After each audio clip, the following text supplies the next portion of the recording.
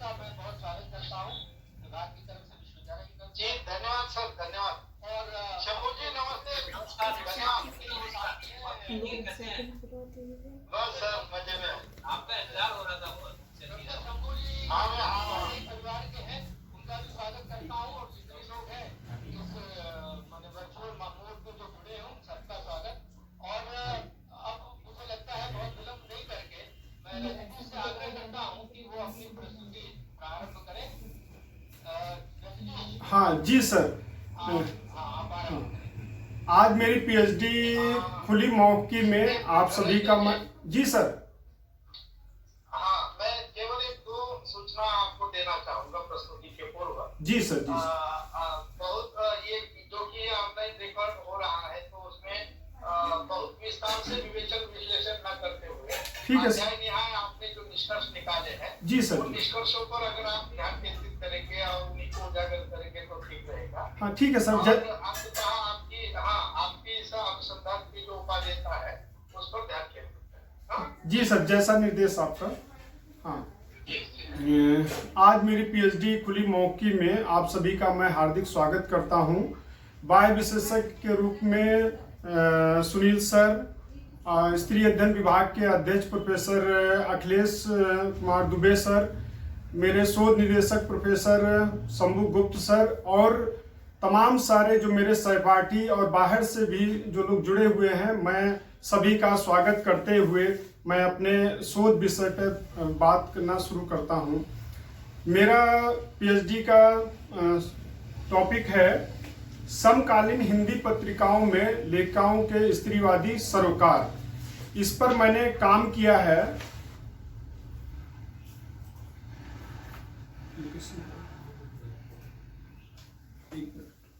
इसको सही करो। हाँ, इसमें मैंने 5 अध्याय में इसको सही करो। इसको 5 अध्याय में मैंने अपने शोध कार्य को किया है। पहला अध्याय है मेरा महिला लेखन की सैद्धांतिकी और ऐतिहासिक पृष्ठभूमि। दूसरा अध्याय है समकालीन हिंदी पत्रिकाओं का परिचय। तीसरा अध्याय समकालीन पत्रिकाओं का अंतर वस्तु विश्लेषण। चौथा अध्याय समकालीन पत्रिकाओं में भारतीय महिला और भारतीय समाज व्यवस्था। पांचवा जो है, जो हमारी पत्रिकाएं हैं उस पर जो है उनका पत्रिकाओं के संपादक का साक्षात्कार को लेकर के है और उपसंहार, संदर्भ सूची और परिशिष्ट। अब मैं प्रस्तावना पे आता हूं।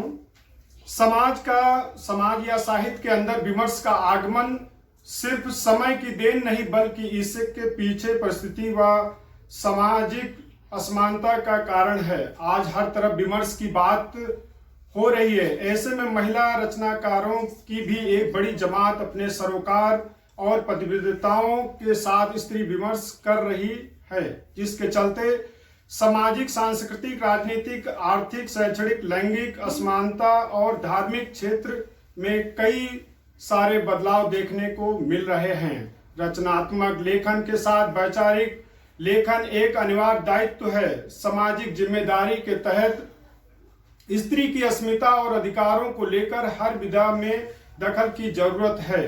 परिवार और निजी संपत्ति के बने बनाए ढांचे को तोड़े बिना, हिंसा और यातना को पहचान कर प्रतिकार किए बिना स्त्रियों का जीवन नहीं बदलेगा। पितृसत्ता और अर्थसत्ता से मुक्ति और विचार की आजादी के बिना संभव नहीं है। इतिहासकारों ने पुरुष सत्ता के चौखट में कार्य करने वाले इतिहासकारों, साहित्यकारों ने स्त्रियों के इतिहास की खोज करने की जरूरत ही महसूस नहीं की। इतिहासकारों ने समाज के दबे पिछड़े दलित मनुष्य के गुटों के इतिहास को भी अदृश्य रखा।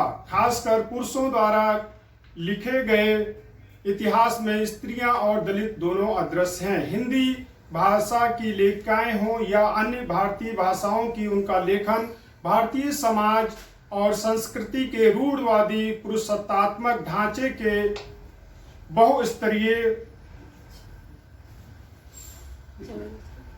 बहुस्तरीय विविधताओं को उजागर करते हुए सामने आता है। ऐसे में उनका मूल्यांकन किसी एक सिद्धांत के आधार पर करना उचित नहीं है।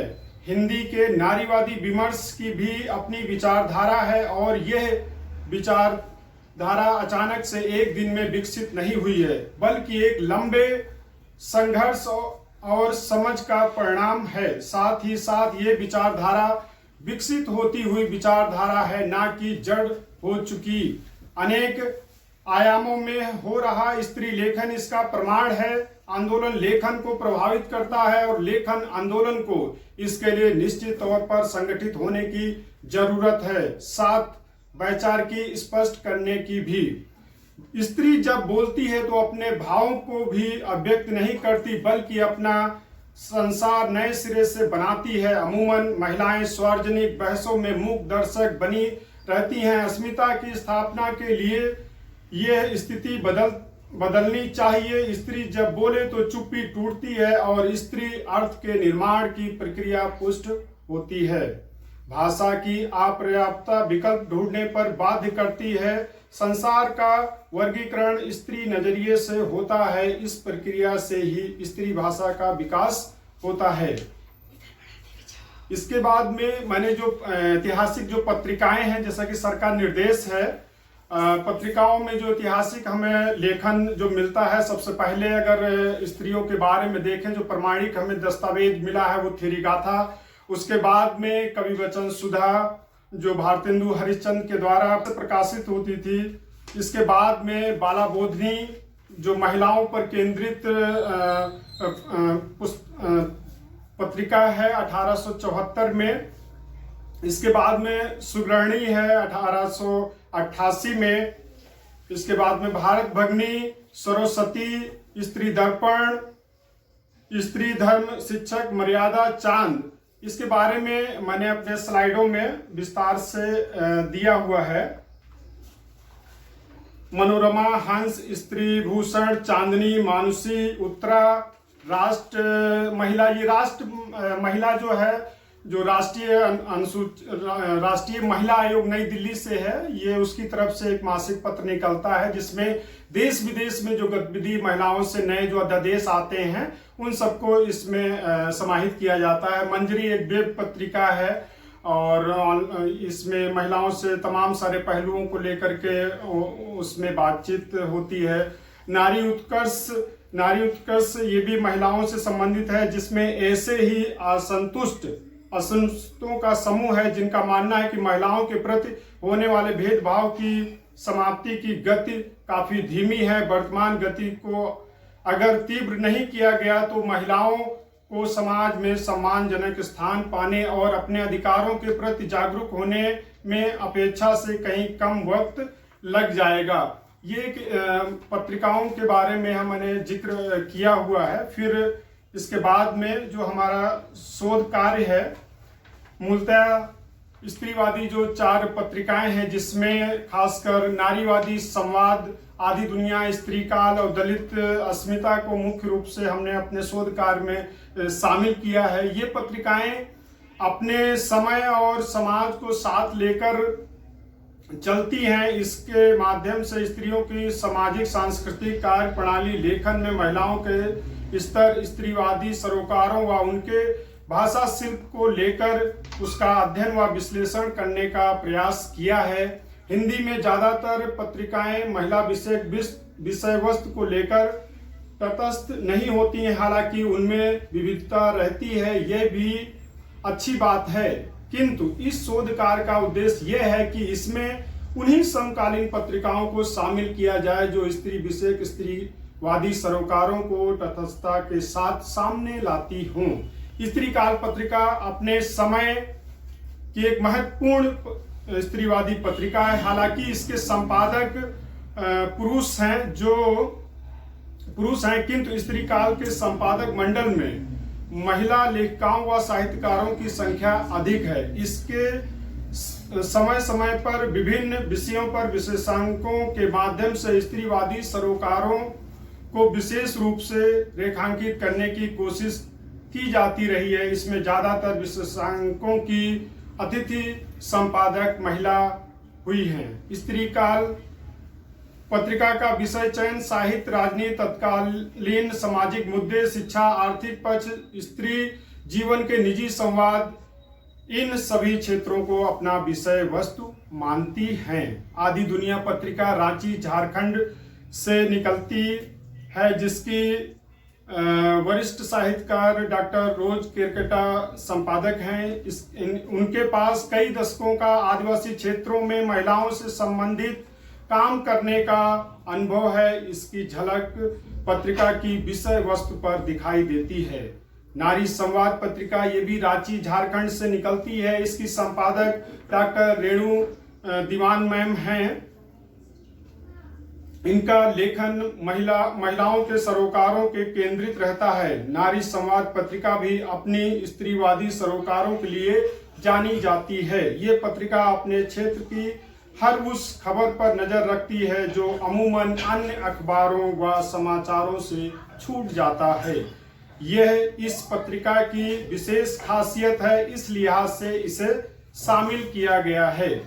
दलित अस्मिता पत्रिका एक सामाजिक साहित्यिक पत्रिका है। इसका कलेवर इसे समाज विज्ञान पत्रिका की पंक्ति में लाकर खड़ा कर दिया है। इसकी भी संपादक महिला प्रोफेसर विमल थोराट मैम है। इस पत्रिका की विषय वस्तु वंचित समुदाय के बीच से आती है। ये दलित महिलाओं को विशेष रूप से सक्रिय है। महिला पत्रिका के विशेष क्लेवर ने इसे अलग पहचान बना दिया है। इन सभी पत्रिकाओं की एक मुख्य खासियत यह है कि इन सभी पत्रिकाओं में वंचित समुदाय के महिलाओं को विशेष केंद्रता दी गई है। यह उनकी दूरदर्शिता का प्रतिफल भी है और अब तक के ऐतिहासिक पत्रकारिता के इतिहास में इन पक्षों को रेखांकित न किए जाने की वजह भी है।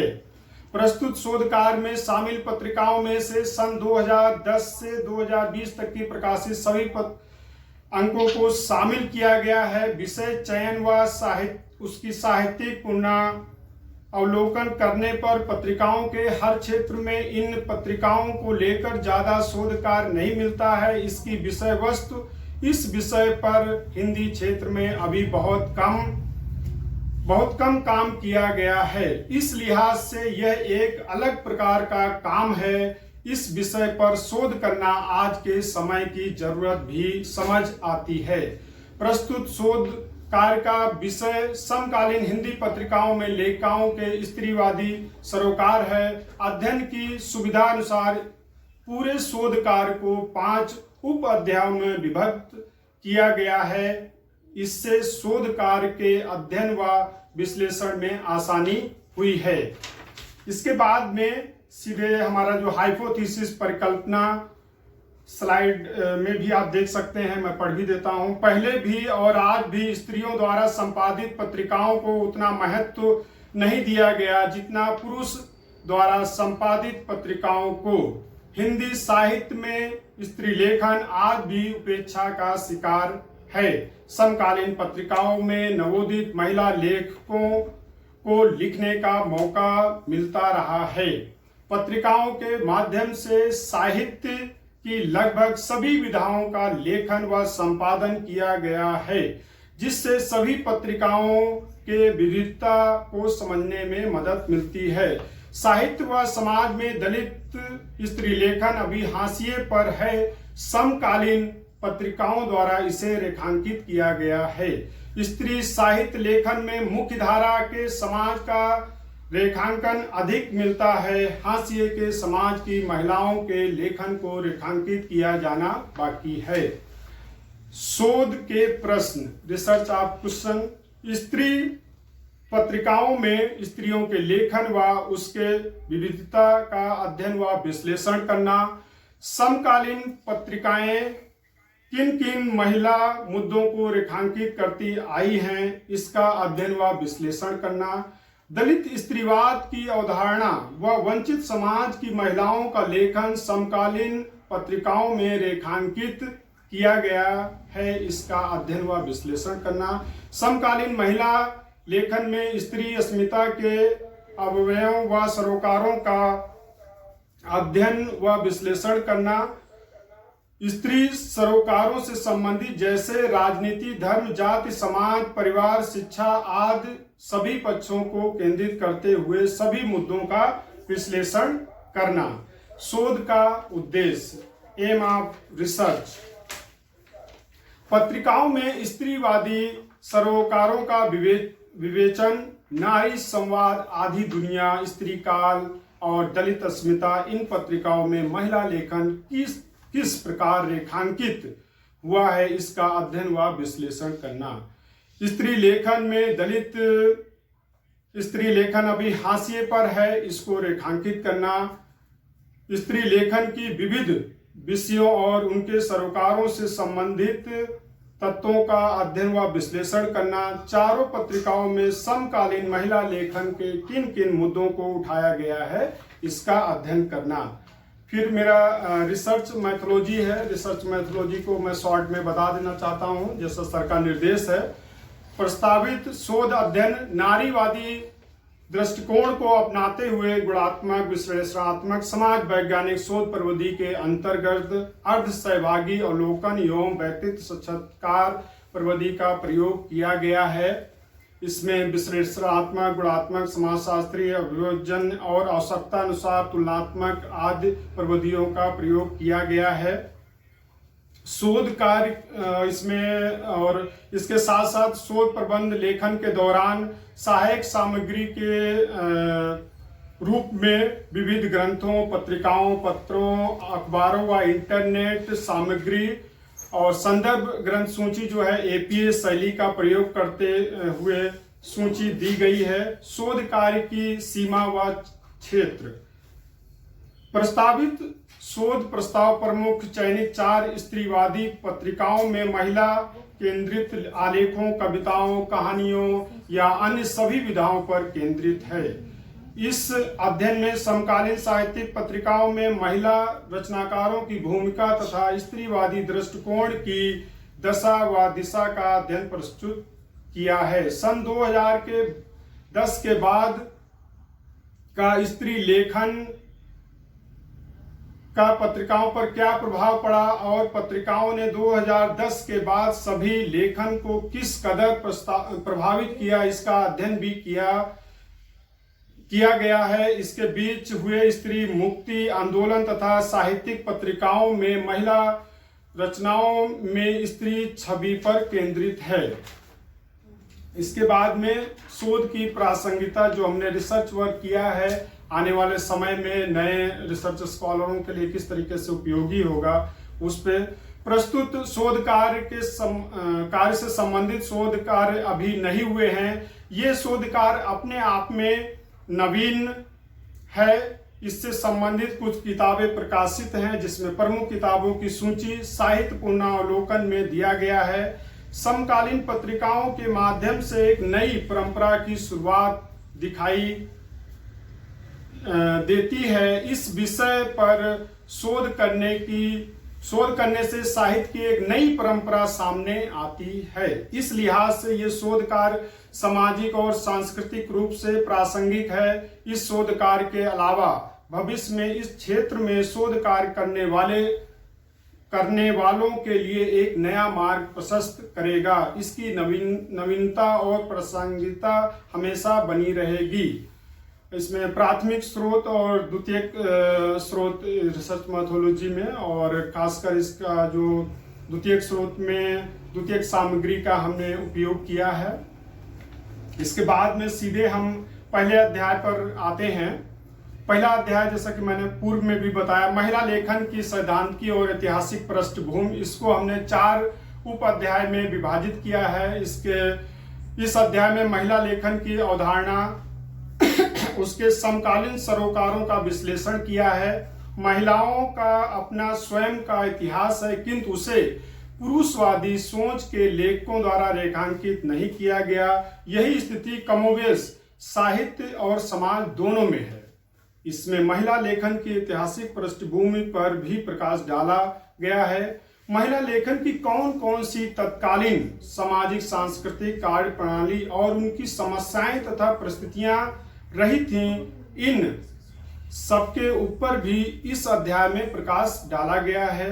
अध्याय के अंत में वर्तमान समय में स्त्री विमर्श के किन किन मुद्दों अथवा विषय वस्तु को आत्मसात करके महिला लेखन हो रहा है, इन बिंदुओं को रेखांकित करने की पूरी कोशिश की गई है। यह अध्याय एक तरीके से पत्रिकाओं में स्त्री लेखन विमर्श का पुनर्पाठ है।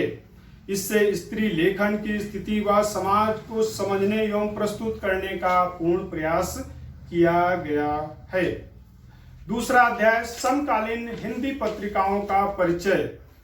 इस अध्याय में शोध विषय में शामिल प्रमुख समकालीन पत्रिकाओं, नारी संवाद, आदि दुनिया, स्त्री काल और दलित अस्मिता का परिचयात्मक विश्लेषण एवं विवेचना की गई है।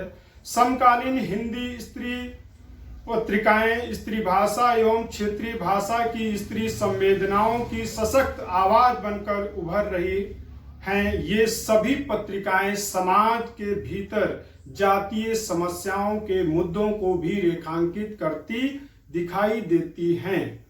एक स्त्री जितना सामाजिक व्यवस्था एवं पितृसत्तात्मक सोच से प्रताड़ित होती है, उससे कहीं अधिक दलित स्त्रियां जात के प्रश्नों पर प्रताड़ित होती दिखाई देती हैं। इसमें दलित स्त्री प्रश्नों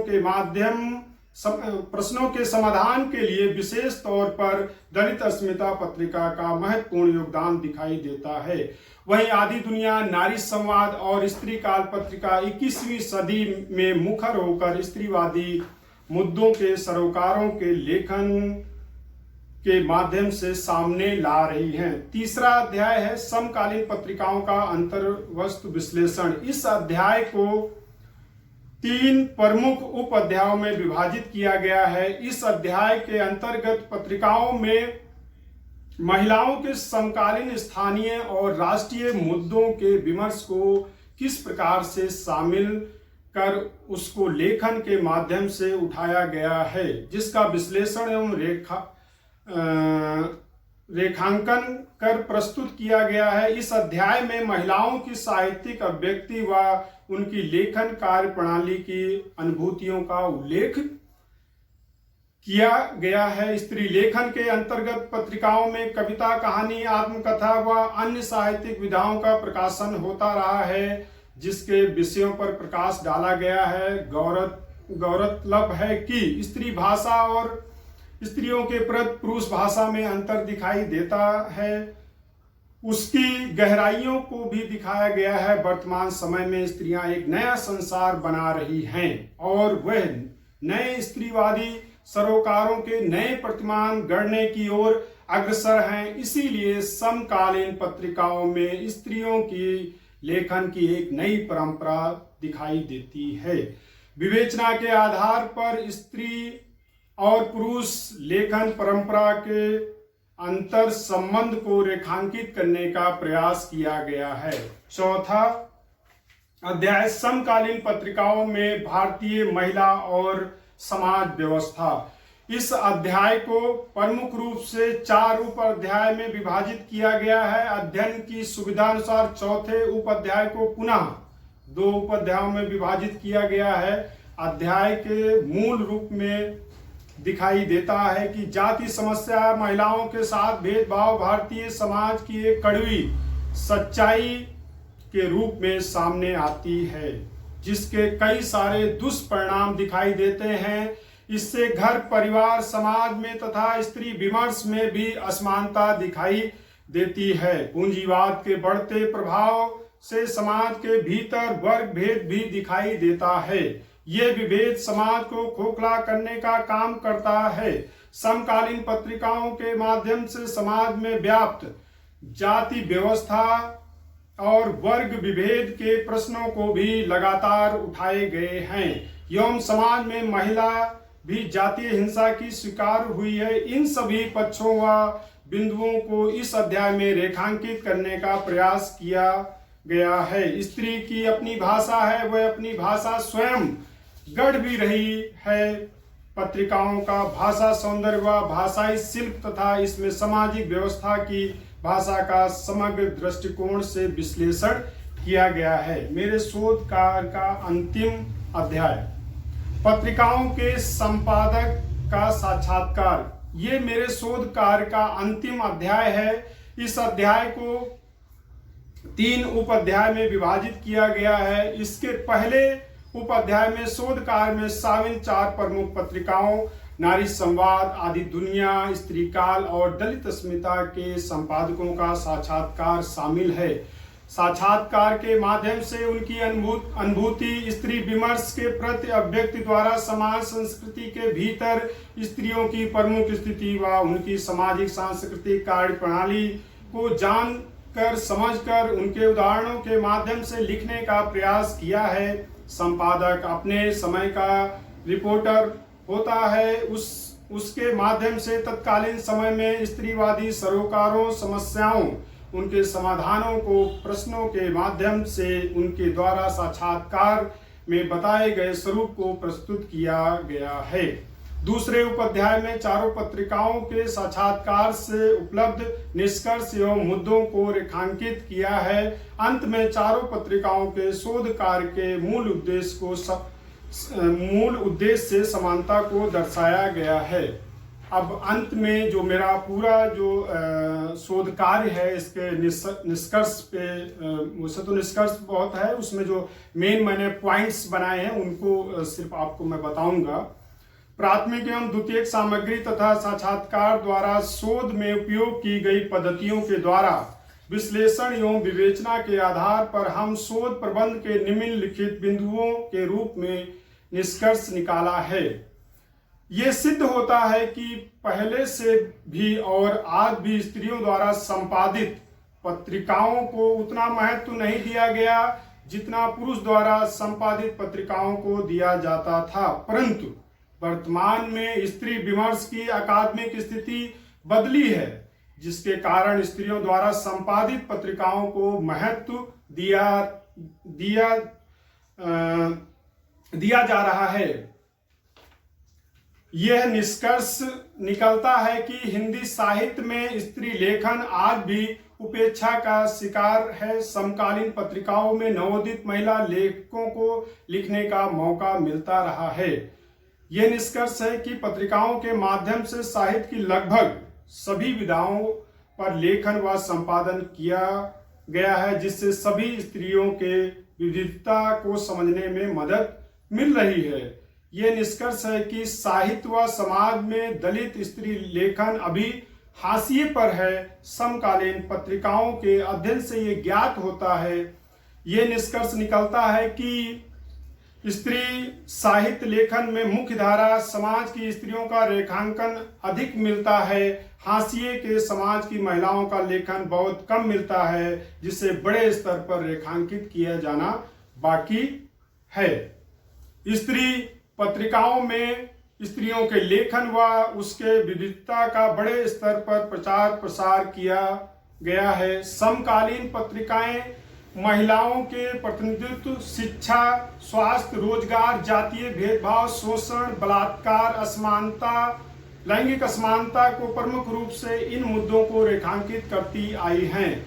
यह भी समाधान निकलता है कि दलित स्त्रीवाद की अवधारणा व वंचित समाज की महिलाओं का लेखन समकालीन पत्रिकाओं में रेखांकित किया गया है। समकालीन महिला लेखन में स्त्री अस्मिता के अवयवों व स्त्रीवादी सरोकारों को प्रमुख रूप से पत्रिकाओं में विश्लेषित किया गया है।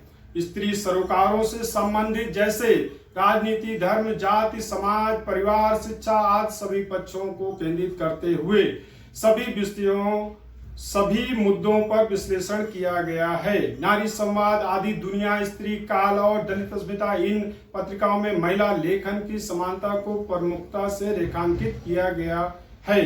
स्त्री लेखन के विविध विषयों और उनके स्त्रीवादी सरोकारों का पत्रिकाओं के माध्यम से सभी वर्गों की महिलाओं में लेखन के प्रति आकर्षण एवं उसका प्रभाव दिखाई देता है। अंत में जो हमारा संदर्भ सूची जो आधार ग्रंथ है, नारी संवाद, आदि दुनिया, स्त्री काल और दलित अस्मिता, इसको एपीएफ फॉर्मेट की शैली में हमने लिखा है। ये संदर्भ सूची, वह संदर्भ सूची काफ़ी बड़ी है, 17-18 पेज की। मैंने सिर्फ स्लाइड में 1 पेज का ही दिखाया है। और इसके बाद में सभी अध्यायों का लेखन कार्य पूर्ण होकर के मेरे द्वारा प्रस्तुत किया गया है। आप सभी के सुझाव आमंत्रित हैं। धन्यवाद। जी सर।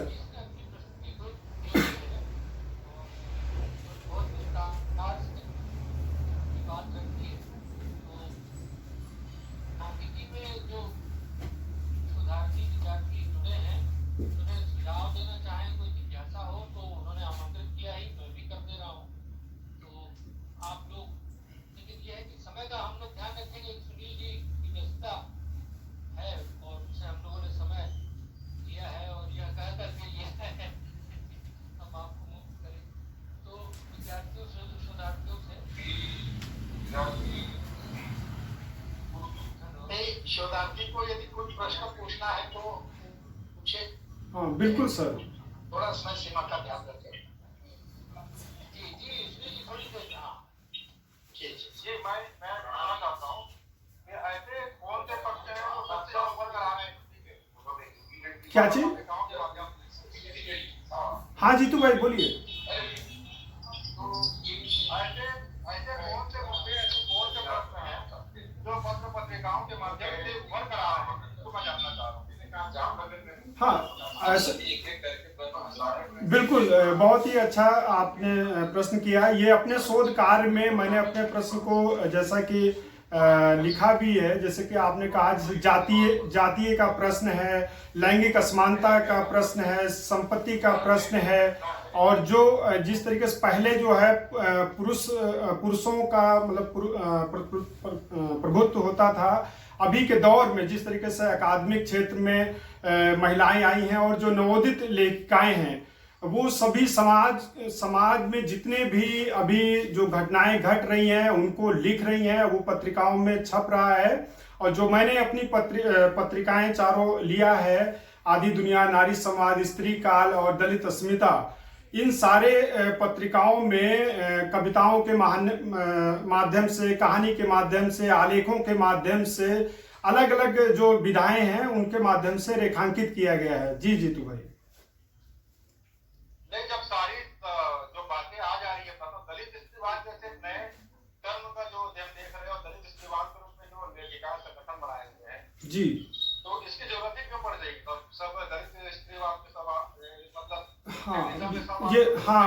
बिल्कुल, बिल्कुल सही कहा कि जब स्त्री विमर्श की बात हो रही है, स्त्री सरोकारों की जब बात हो रही है, तो उसमें दलित मतलब स्त्रीवाद की क्यों बात है? जाहिर सी बात है, शर्मिला रेगे मैम है, उमा चक्रवर्ती मैम है, उन लोगों का भी ये कहना है कि समाज में जो देखिए जो सवर्ण अगर कहें कि उच्च वर्ग की जो महिलाएं हैं या सवर्ण महिलाएं हैं, या उन लोगों ने स्त्रियों को स्पेस नहीं दिया। अगर किसी भी आप अगर गोष्ठी होती है, देखिए, अगर महिलाओं के मुद्दों पर तो बात होगी, जिन महिलाओं के आदिवासी दलित वंचित महिलाओं की बात होगी वो नहीं होती है।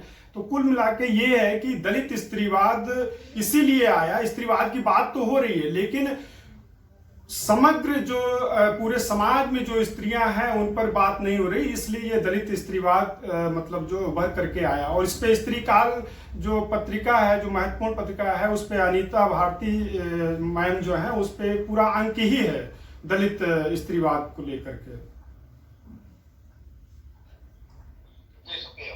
जी भाई धन्यवाद। सर मेरा भी एक क्वेश्चन है। जी भाई।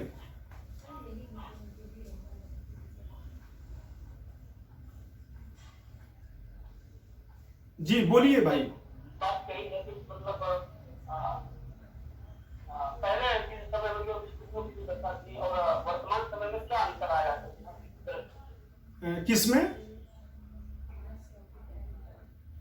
हाँ, महिलाओं की दशा में जो ऐतिहासिक उसमें आप जाके क्या है? नहीं, अभी देखिए, पहले के तो आप हमारा जो भारतीय समाज जो है पितृसत्तात्मक समाज है, जिसमें महिलाओं को दोयम दर्जे के बतौर जो है उनको रखा गया है। लेकिन भारतीय संविधान देश में लागू होने के बाद में स्त्री और पुरुष दोनों समान रूप से अधिकार मिले हुए हैं। ये अलग बात है कि जो लोग लागू करने वाले हैं वो स्त्रियों को समान रूप से उनको प्रतिनिधित्व नहीं दे रहे हैं। अगर पार्लियामेंट की अगर बात करें, 33% जो आरक्षण का सवाल है अभी भी ठंडे बस्ते में पड़ा हुआ है। कुछ राज्यों में पंचायत में महिलाओं को भले ही 50% का रिजर्वेशन मिला हुआ है, तो ये अकादमिक जगत में भी अभी जिस तरीके से महिलाओं का प्रतिनिधित्व होना चाहिए तो उस तरीके से नहीं है। इसके लिए पूरा माइंड सोच भी बदलना होगा, क्योंकि लोगों को लगता है कि जो घर में काम करने वाली स्त्री आज पुरुषों के साथ कंधे से कंधा मिला करके चल रही है, तो बहुत सारे ऐसे भी लोग हैं जिनको अच्छा नहीं लगता है। लेकिन 21वीं सदी में हमारे जैसे आप जैसे लोग जो चाहते हैं कि स्त्री और पुरुष समाज के दोनों एक साइकिल के पहिए के तरीके से हैं, उनके बगैर जो है, इस संदर्भ में डॉक्टर B.R. अम्बेडकर ने भी कहा, मैं किसी भी समाज की प्रगति उस समाज में महिलाओं ने कितनी प्रगति की है उससे मापता हूं। तो मुझे लगता है कि संवैधानिक अधिकारों के लिए महिलाएं जागरूक हो रही हैं, उसके लिए लड़ रही हैं, लिख रही हैं, पढ़ रही हैं। अकादमिक संस्थानों से लेकर तमाम सारे जो सरकारी संस्थान हैं उसमें भी अपनी वो भागीदारी को कर रही हैं, और ये स्थिति बदलेगी 21वीं सदी में। जी भाई, जी जी जी सर, कि हम लोग सुनील सर को मंच सौंप दें। जी सर, जी सर। अगर और किसी का सर कोई प्रश्न हो तो बातचीत कर सकते हैं। हाँ, अगर कोई और बच गया इच्छा हो तो करें। हाँ,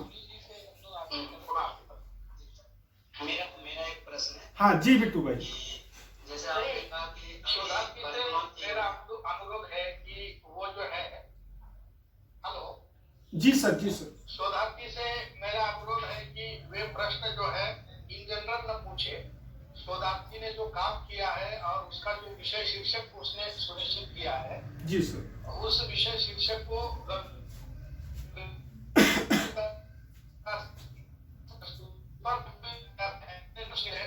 उस निष्कर्ष पर यदि कोई आपत्ति है या कोई उसको लेकर कोई समाधान चाहता है तो उसी से जुड़े प्रश्न पूछे, क्योंकि साहित्य या जिस विषय को शोधार्थी ने चयन किया है उस पर घंटों बोला जा सकता है, घंटों उस पर बात की जा सकती है। और जनरल रूप में अगर करे, सामान्य तौर पर करे, तो वो ये हम समय सीमा का ध्यान नहीं रख पाएंगे। तो मेरा अनुरोध है शोधार्थी से कि वो सीधे अगर प्रश्न है निष्कर्षों को लेकर तो आप जरूर, आपके सादर आमंत्रित हैं। जी सर, मेरा सीधे प्रश्न नहीं है कि इसमें कहा है कि स्त्रियों की उपेक्षा की गई है साहित्य में, तो क्या उसका उपेक्षा पुरुष वर्ग ने किया है? हाँ बिल्कुल। जब आज के समय में हम पुरुष वर्ग में भी स्त्रियों के उत्थान के लिए काम कर रहे हैं, तो क्या पुरुष वर्ग ने उपेक्षा कर दिया है? हाँ बिल्कुल बिट्टू भाई, ये क्या नाम पुरुष वर्ग ने किया है, लेकिन उसमें अभी के दौर में जिस तरीके से मानसिकता में जो बदलाव आया है, क्योंकि जिस तरीके से मैंने पहले भी बताया कि स्त्रियों को 2म दर्जे के बतौर सिर्फ उनको घर तक मतलब चूल्हा चौक तक ही सीमित रखा गया। अभी के दौर में जिस तरीके से जो बदलाव हो रहा है, तो उसमें तमाम सारे युवा साथी लोग हैं जो चाहते हैं समाज में बदलाव हो, उस दिशा में प्रयास है। लेकिन अब स्थिति बदल रही है, लेकिन अभी बहुत अच्छी नहीं है, लेकिन एक उस तरफ बदलाव हम देख सकते हैं। जी सर, मेरा एक सवाल है। जी मैम, जी मैम। रजनीश, बहुत अच्छी प्रस्तुति थी आपकी। जी मैम, जी।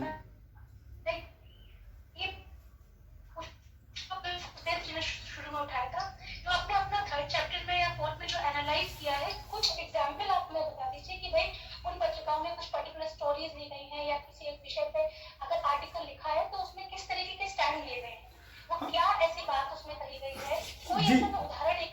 हाँ, मैं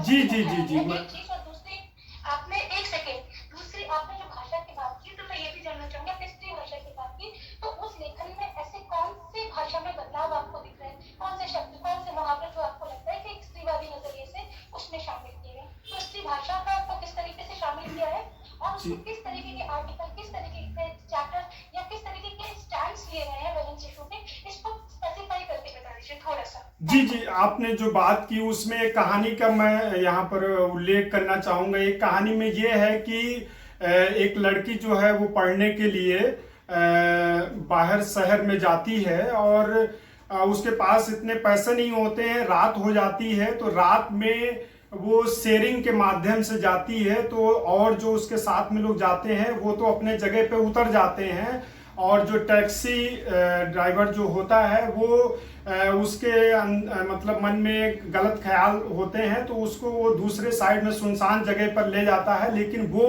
इतनी बहादुरी के साथ में उसका विरोध करती है, उसको धक्का दे करके जिस तरीके से भागती है और पास के पुलिस स्टेशन में जाती है, तो पुलिस के लोग उसकी बहादुरी को जो है मतलब सलाम करते हैं और उस जो टैक्सी जो ड्राइवर को है पकड़ा जाता है। लेकिन ये खबर जो है वो मीडिया में आ जाती है, घर से, रिश्तेदारों से, तमाम सारे लोगों के फोन आते हैं कि घर पे इस तरीके से आपके लड़की के साथ में ये घटना वहां पर यहाँ होते होते बची। तो लोगों को ये लग रहा था कि उसकी मतलब शादी कैसे हो पाएगी, क्योंकि जाहिर सी बात इस तरीके की जो समाज में है कि किसी लड़की के साथ में अगर कोई इस तरीके से घटना हो जाती है तो ये उसमें तो वो उस कहानी से हमें ये सीख मिलती है कि हमें अपने दृष्टिकोण को भी बदलने की आवश्यकता है, क्योंकि समाज में तो बहुत सारे लोग ऐसे हैं जो स्त्रियों के प्रति गंदी मानसिकता को रखते हैं, लेकिन अगर किसी के साथ में कोई घटना घट गई है तो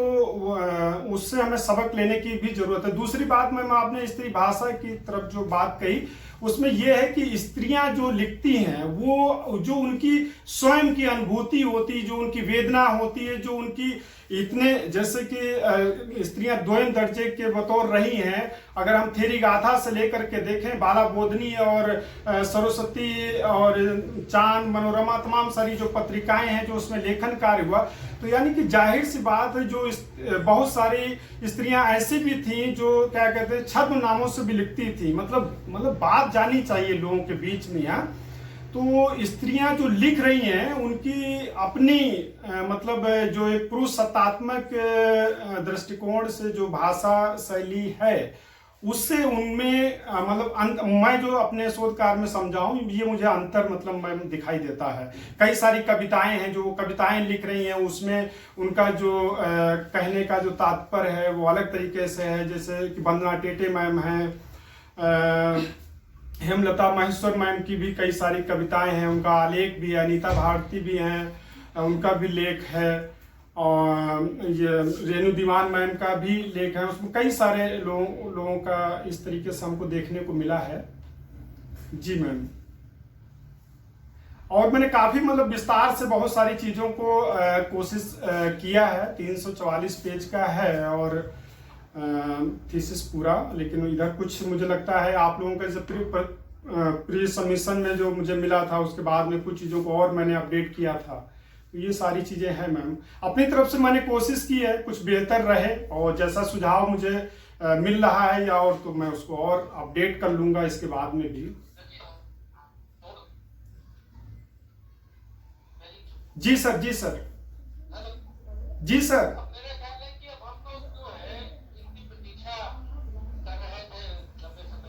जी सर, जी सर,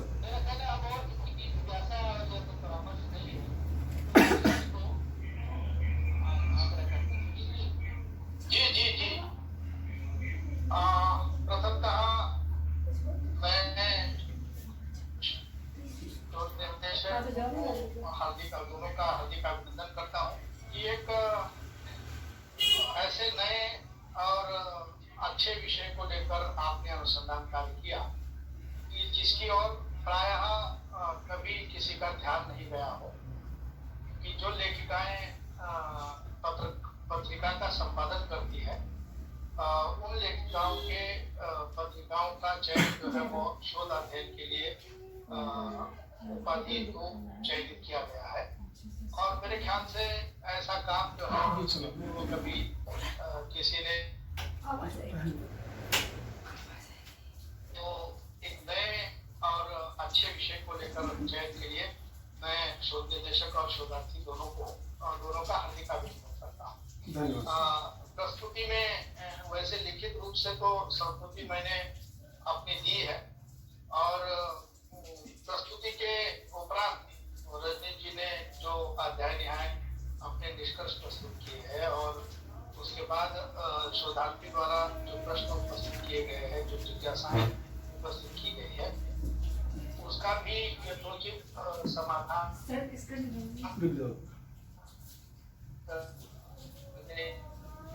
बहुत श्री शोधार्थी बधाई का पात्र है।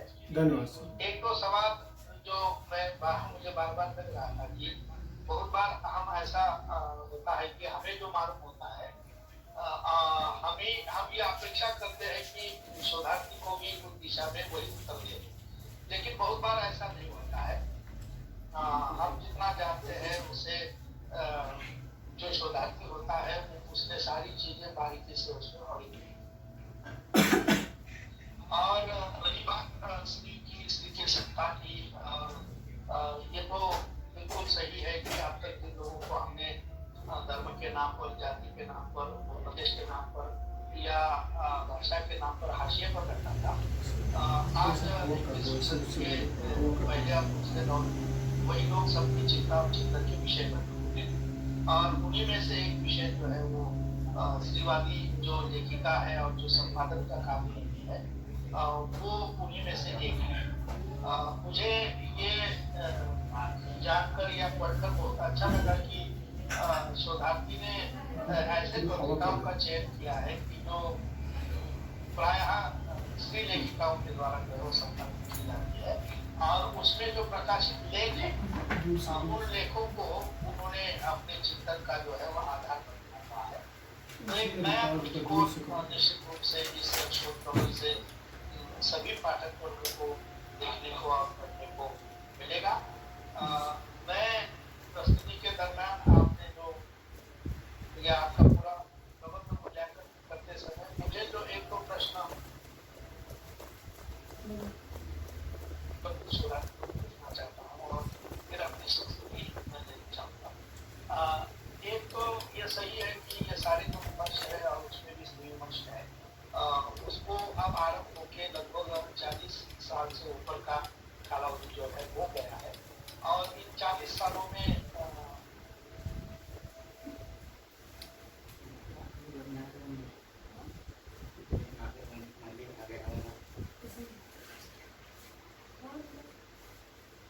सर आवाज माना जाता है कि आवाज ये प्रायः माना जाता है कि ये सारे वो आंदोलन की उपज माने जाते हैं। तो मैं शोधार्थी से केवल इतना प्रश्न पूछना चाहता हूँ कि स्त्री विमर्श ने अब तक आंदोलन को क्या किया, क्योंकि आंदोलन को दिशा दर्शन देने में या दिशा देने में विमर्श की भूमिका बहुत महत्वपूर्ण रही है और जैसे साहित्य आंदोलन को दिशा देता है वैसे ही आंदोलन से साहित्य का निर्माण भी होता है। ये परस्पर एक दूसरे से जुड़े हुए दो पहलू है। तो मेरा ये प्रश्न है कि बिल्कुल संक्षेप में निष्कर्ष रूप में कि स्त्री विमर्श स्त्री आंदोलन को स्त्री विमर्श ने क्या किया और आंदोलन से क्या कर सर मैं ये अपने शोध कार्य के दौरान से स्त्री आंदोलन से ये समझा हूँ या स्त्री विमर्श से कि सामाजिक, आर्थिक, राजनीतिक और सांस्कृतिक स्तर पर जो उनको मतलब प्रतिनिधित्व मिलना चाहिए उस दिशा में मैं देख रहा हूँ। क्योंकि जब स्त्री विमर्श यानी कि जो उनके हक अधिकार और जो उनके मान सम्मान की जो लड़ाई है खासकर संवैधानिक तौर पर भी, तो आज के संदर्भ में हर जगह पे बात हो रही, चाहे वो अकादमिक की दुनिया हो या सड़क पे हो या मंचों पर हो या लेखन में हो या अन्य जो इलेक्ट्रॉनिक आज के दौर में हम लोग जो वर्चुअल माध्यम से भी जुड़े हुए हैं, इन सारे माध्यमों से सर हो रही है। मैं इसको यही समझाऊं। जी सर।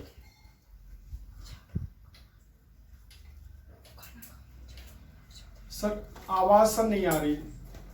आवाज नहीं आ रही सर? हाँ जी। तो कभी ये अनम्यूट करिए दोस्तों, आप अनम्यूट करना है, समझिए।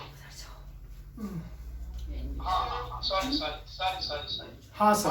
मैं अनम्यूट करना भूल गया था। जी सर। तो ये सही है कि आपने जो उत्तर दिया है वो बिल्कुल सही है। ये सही है कि हम लोग ये मानते रहे हैं कि स्त्री विमर्श ने जो है वो आंदोलन को एक सुचारू दिशा देने में उसकी भूमिका महत्वपूर्ण रही है। और जो बात आपने कही है कि जैसे प्रश्न भी आपको पूछा गया था कि दलित विमर्श में भी जो स्त्री इसकी आवश्यकता क्यों पड़ी?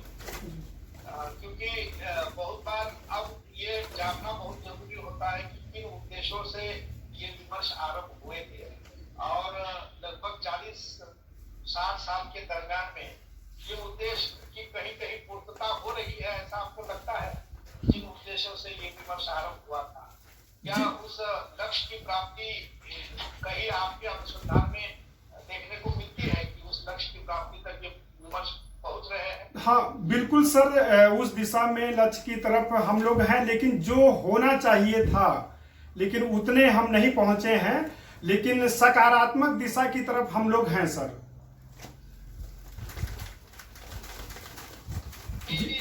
अपेक्षित है कि जिस लक्ष्य को हम पाना चाहते हैं वो नहीं हुआ है। जी सर। और देखो, हम सारे अनुसंधाता को और शोधार्थी को इस बात को भली समझना होगा कि समाज बदलने में दशकों लगते हैं। जी सर। समाज कोई एक ऐसी हाथ की उंगली तो नहीं है कि यूं किया और जब तक वो ऐसी नहीं होगी तब तक दशा में परिवर्तन नहीं होगा। जी सर। तो हाल है, मैं जब बांग्लादेश में जाता था तो मेरा प्रतिस्पर्धी स्पर्धक हमेशा कहता था कि ये समाज वर्तमान में ऐसा है और ऊपर उच्च वर्गीय बैठे हैं, नीचे क्षेत्रीय है और सब नहीं होगा तब तक समाज बदलेगा। जी सर। तो उसको ऐसा से ऐसा होने में दशकों लगते हैं।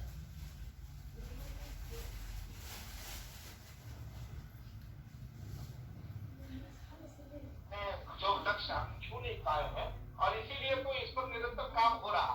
और मुझे लगता है कि आगे चलकर जब भी इस विषय को लेकर कोई पॉलिसी निर्धारित होगी तो उसमें आपके द्वारा निकाले गए निष्कर्ष जो है वो निश्चित रूप से सहायभूत होंगे, क्योंकि हम साहित्य के विद्यार्थी इसीलिए तो शोध करते हैं ना कि उसमें से कुछ दिशा निर्देश हो।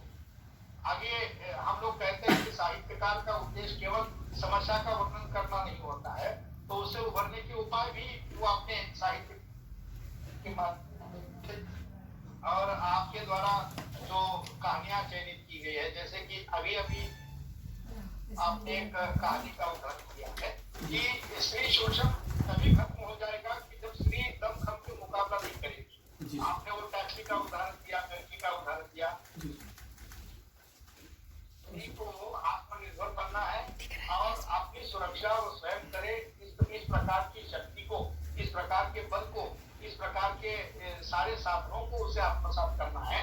कोई बाहर से आएगा और कृष्ण की भांति मेरे नाच को बताने के लिए कोई ऊपर से साड़ी भेजेगा, ऐसी अपेक्षा करके हम कोई स्त्री जो है वो मुक्त नहीं हो सकती है। तो हमें स्वयं उसका, अब जैसे उस कहानी से हमें यही सीख मिलती है कि हमें स्वयं होकर सतर्क होना पड़ेगा। और मुझे लगता है कि उस दृष्टि से न केवल ये कहानी जिसका जिक्र आपने किया है, कई सारी कहानियों के पात्र हमें ये देखने को मिलता है। श्री विमर्श में आया हुआ हम ये बहुत बड़ा बदलाव मान सकते हैं कि अब ये जो पात्र है वो रियाते नहीं है, खिसियाते नहीं, तो वो रिएक्ट होते हैं और उसका एक अच्छा परिणाम हम समाज में देख सकते हैं। ये बात मुझे बहुत अच्छी लगती है। आपने बहुत अच्छा काम किया है नितिन जी, और उसका श्रेय जैसे आपको जाता है वैसे आपके निदेशक को भी जाता है, क्योंकि शोधार्थी जब काम करता है तो उसका साझा काम होता है, खासतौर से जब विश्व उत्पत्ति के लिए वो करता है तो उसमें दोनों का योग अच्छा होता है। मैं इस बहाने शब्दों में ये शोधार्थी ने जो काम किया है और आपकी प्रस्तुति को सुनने के बाद और आपके द्वारा शोधार्थी द्वारा पूछे गए सारी शंकाओं का उचित समाधान करने के बाद मैं अंततः महात्मा गांधी अंतर्राष्ट्रीय विश्वविद्यालय वर्धा को ये संस्तुति प्रदान करता हूँ कि इस शोध कार्य के लिए भाई रजनीश जी को हमारी विश्वविद्यालय की पीएचडी की उपाधि देकर धन्यवाद। धन्यवाद सर। जी।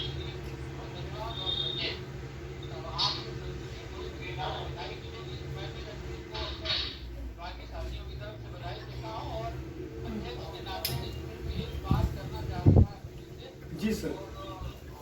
आपने जब गाँव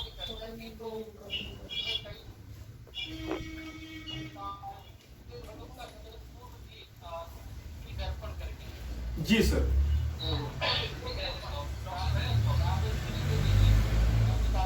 उल्लेख किया है, मैंने बहुत सारा उल्लेख नहीं है। लोग सब नहीं सर उल्लेख है। एक मिनट सर। स्त्री दर्पण, हाँ 1909 में सर निकली थी। सारी चीजों सर आपने निर्देश दिया था कि समय कम है, तो आप इसीलिए सर कुछ मैंने स्किप कर दिया था। जी सर। ठीक है। ये तो बहुत सुंदर बात है कि सारी चीजें अगर आ गई तो बहुत बढ़िया बात है। और अब अंत में बढ़िया बात ये है कि हमारे बड़े भाई शंभू गुप्ता जी जुड़े हैं, तो ये विद्यार्थी उन्हीं का है, उन्हीं के काम किया है, तो उनका हक भी है। तो दायित्व है कि ये हमारे सम्मान्य प्रोफेसर सुनील जी का धन्यवाद करके संपूर्ण करें। बहुत धन्यवाद डॉक्टर साहब। मैं सबसे पहले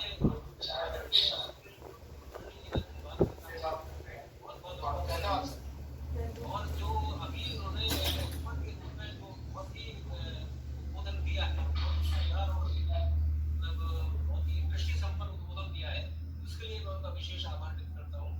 इससे हमें भी और हमारे को भी मिलेगी, और न केवल उनको बल्कि जितने भी यहाँ उपस्थित शोधार्थी हैं उनको भी एक दृष्टि मिलती है।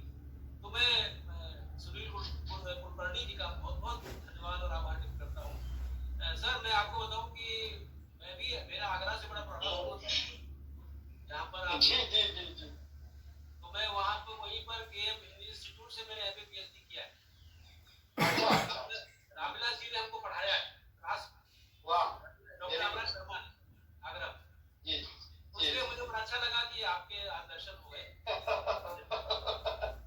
हाँ, और ये आपकी वक्तव्य बहुत शानदार मुझे लगी और अच्छा लगा मुझे, बहुत ध्यान से मैं सुन रहा था और बहुत ही एक जो एक्सपर्ट के कमेंट होते हैं और सचमुच वो एक्सपर्ट के कमेंट जैसे मतलब उतने महत्वपूर्ण थे। तो मैं रजनीश से कहूँगा कि वो उन पर थोड़ा ध्यान दें। और मैं आदरणीय अखिलेश दुबे का धन्यवाद करता हूँ, अखिलेश जी का और इसके अंदर विभाग का, कि मैं भी इस विभाग में 8 साल मैंने काम किया और आज इस विभाग से मेरा बहुत लगाव है।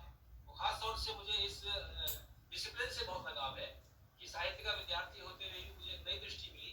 तो मैं विभाग के अध्यक्ष डॉक्टर अखिलेश दुबे जी का, प्रोफेसर अखिलेश दुबे जी का और आशा मिश्रा जी का और विभाग के जो अन्य हमारे साथी हैं अवंतिका जी, बहुत आभार करता हूँ। और सभी जो यहाँ उपस्थित हुए हैं सुनने के लिए और जिन्होंने प्रश्न किया है, बहुत ही शानदार, ये आप देख ही लिया होगा कितना अच्छा विषय। सभी उपस्थित सज्जनों का और फैकल्टी का, पूरे विभाग का और पूरे आदरणीय कुलकर्णी जी का बहुत बहुत आभार व्यक्त करता हूँ और साधुवाद देता हूँ रजनीश को, रजनीश कुमार। धन्यवाद सर। कराने में भी बड़ा मजा आता है। मैं उनको बहुत साधुवाद देता हूँ और बधाई देता हूँ कि आज उनकी ये पूरा जो एक सिस्टम था, समस्या थी, और सभी को एक बात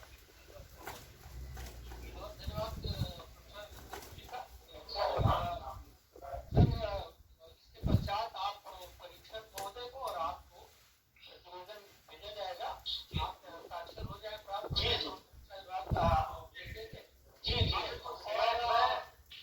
मैं भेजता हूँ और आपसे अनुमति चाहता हूँ अध्यक्ष महोदय। तो अब हम लोग इसको संपन्न मानते हैं और सब लोग आप सबको मैं अपनी तरफ से भी बहुत आभार और धन्यवाद देता हूँ। धन्यवाद। रजनीश कुमार जी, आपको डॉक्टरेट उपाधि के लिए बहुत बहुत बधाई। मैं छत्तीसगढ़ से नरेश कुमार साहू बोल रहा हूँ। धन्यवाद भाई, धन्यवाद आपको बहुत बहुत बधाई। धन्यवाद भाई, धन्यवाद सर। बहुत बधाई। रजनीश भाई को बहुत बहुत मुबारकबाद। धन्यवाद भैया, धन्यवाद। भगवान भाई ग्रेड पे हैं। जी जी जी जी, अरे बहुत धन्यवाद, धन्यवाद भाई, सभी का धन्यवाद। आप सभी लोग मेरे लिए इस PhD वाइवा की प्रस्तुति में शामिल हुए हैं। मैं आप सभी का हृदय से सभी का धन्यवाद देता हूँ।